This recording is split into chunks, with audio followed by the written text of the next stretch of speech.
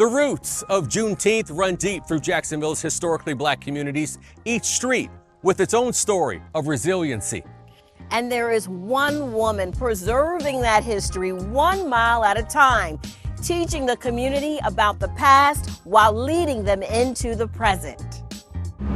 It's the electric car. This one is a placard of James Weldon Johnson. And that yellow hat that give it away. If you see those two things, you have the chance to embark on educational tours that detail pertinent history. Have a discussion. This is Yollie Copeland, the tour guide for Explore Jax Core. All the options available to anyone out there, she took us on what's called the Juneteenth Storytelling Tour. I want them to go home and I want them to pick up a history book and I want them to begin to research their history.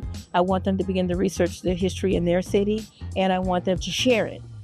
I don't want them to hold on to it. First stop is the site where the very first Duval County Courthouse was ever built, Forsyth and Market Streets. Built in the early 1840s, before being burned down during the Civil War, it was rebuilt and burned down again during the Great Fire of 1901. But it's what Copeland said happened here during slavery on the steps of the courthouse. Slaves were auctioned off and sold here. I carry things like this that talk about a slave auction. To see it, you know, people, they're just, it's a moment, it's a quiet moment. The next stop, not too far away, is in La Villa, Adam and Davis Streets, to this historic marker, showing where Fort Hatch was built. Copeland said it was established back in May of 1863 when the Union Army occupied Jacksonville, and shortly after, Black men were legally allowed to fight in the military with the Union. Fort Hatch was a safe haven to protect servicemen and their families from Confederate troops and other enemies. This is a pass that was issued from the U.S. Army to a Black family. Let's say you were a Black family and you run away with your family, your wife and your children and maybe one of your parents.